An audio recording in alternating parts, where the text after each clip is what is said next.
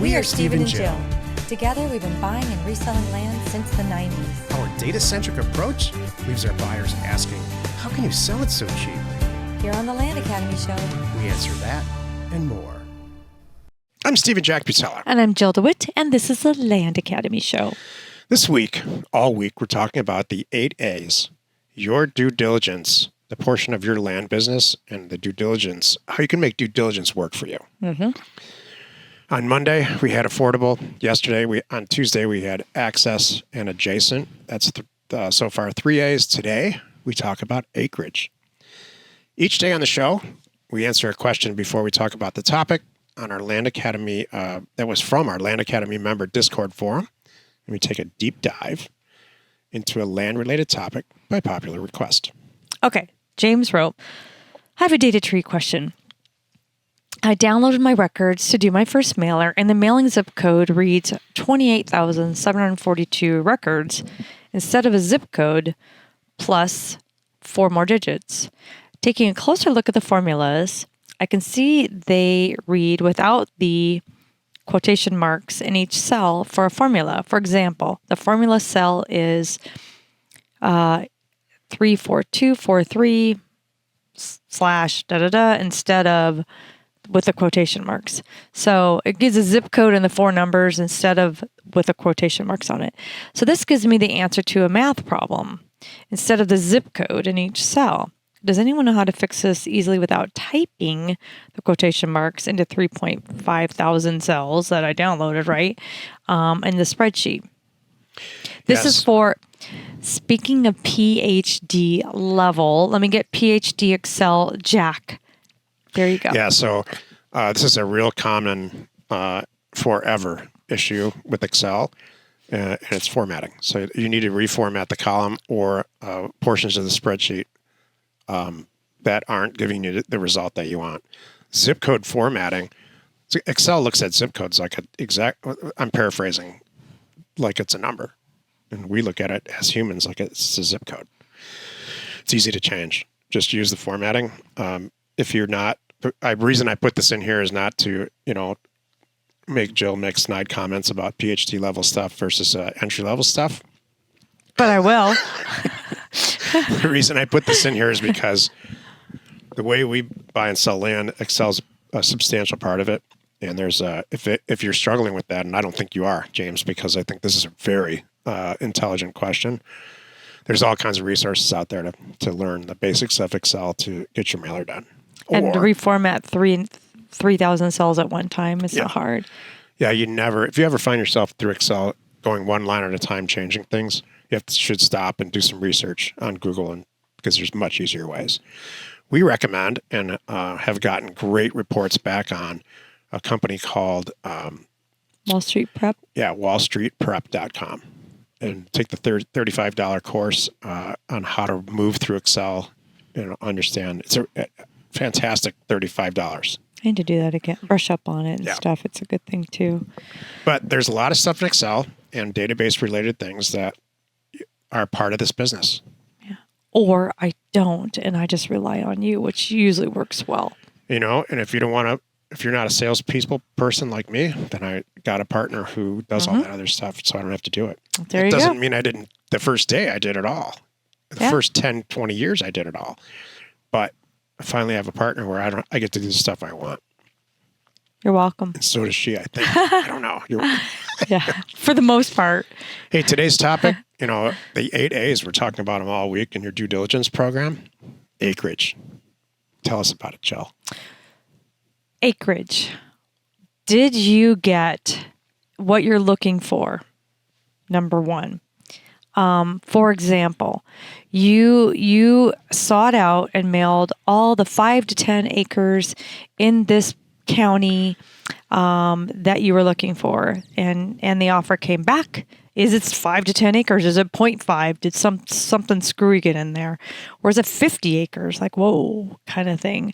So double check it. First of all, there could be typos. Counties are real people that input the information. Sometimes mistakes are made, but that's one of them. Did you get the right acreage that you're looking for? Number one. Number two is that, you should have ahead of time done all your research, so you knew going into it, 5 to 10 acres is what sells really well. That's why you mailed that county and why you sent out those offers priced the way they did. So it's this is a short one for me. Basically, it came back. Yeah. Is it right? Is it priced right for that acreage? And if all the answers are yes, heck, check that box. Call it done. So Acreage came about. How was that for kindergarten? That was pretty good. Thank you. Okay. I didn't take that PhD. I didn't talk about 43560. I didn't mentally launch into other things besides what you were talking about at all. Oh, I kept your attention. Mm-hmm. Oh, nice. Acreage came about a long time ago in the land business that I established because under this guise, larger is better, so we would back in the day send out, every landowner in a state would get a letter from us, and because we didn't have the data that we have now, mm-hmm. we didn't have access to data tree or any type of, we would just send out, we would get a data set from the county assessor. We would pay $50, get the CD in the mail, deconstruct the data. And a lot of times it just didn't have the sizes of the properties, so we would just send it all out. Some of it would come back, and we would dig in and find out it's a 40-acre property, and dig in and find out it's a 0.0002 acre property. And so did the 0.0002 acre property allow me to check the acreage box? No. In modern times now, and the reason that it's still with us is this is why. And this is what applies to your business. Jill and I have spent all summer driving around the country, mostly west of the Mississippi, looking at real estate. We're in the Pacific Northwest right now. And just like always, our lives are consumed by real estate, how much that costs around us. We look at properties that are being subdivided and built up. We look at properties that are still kind of farms or ranches and everything in between. And so you tell me if you get excited, what excites you more when you see property around where we are right now? 5 acres or 10 acres? 10. Hands down 10. And so acreage is a huge common sense scenario. Mm-hmm. If you have 10 acres surrounded by 5-acre properties and it's usable, you struck gold. Yeah. So acreage is really important for me. I always take a step back, just a test for reason, logic, step back. Wow. 10 acres in this urban area? Yeah. This is, there's gold in that. Yeah. So acreage, we gloss over it like Missy did here just a few minutes ago, and that's okay. But really, if there get some larger acreage properties surrounded by smaller stuff and it's usable, that's fantastic. Here's all relative. I was just saying, can I give another little? Sure. Here's an easy example for everyone to get.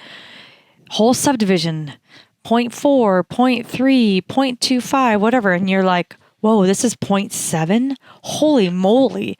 This is a good lot. Look how much. It's 3/4 of an acre. If you're talking infill lots, 3/4 of an acre versus a quarter of an acre, big difference. Look at the yard this person can have.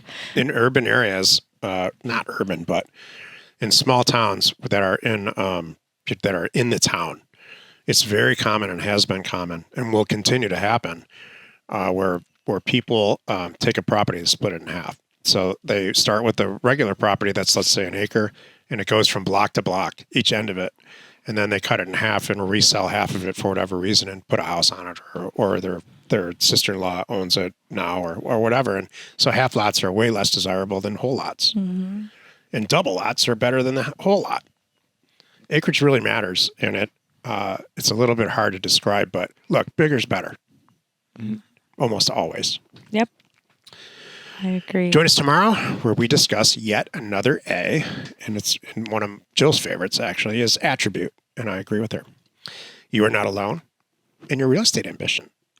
We are Jack and Jill. Information and inspiration to buy undervalued property.